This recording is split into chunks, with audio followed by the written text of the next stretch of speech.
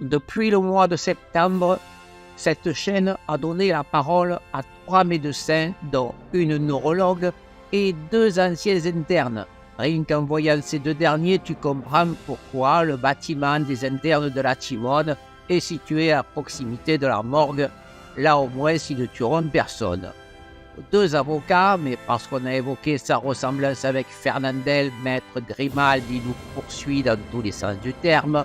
Une assistante du cabinet du futur ex-maire, une employée de la SNCF qui gère la fluidité de tous les types de trafic, suivez mon regard, une escorte titulaire du seul brevet des collèges mais spécialiste en évasion fiscale, des ados boostés aux hormones dont les maillots de bain sont si petits que tu te demandes si c'est pas Mattel qui les a fabriqués pour Barbie, 2 retraités qui ont connu la French Connection, des supporters de l'OM, un professeur d'histoire géo qui redécide les cartes, surtout les cartes bancaires, un restaurateur, une présentatrice télé couleur tagine et pas un seul comique.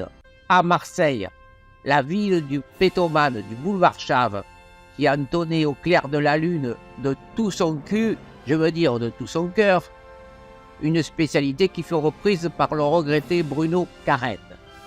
Pas un seul comique, mais sérieusement, le rire, c'est un métier. L'autre fois, j'étais sur scène, du côté du quai de Rive-Neuve, et je commence à faire mon sketch.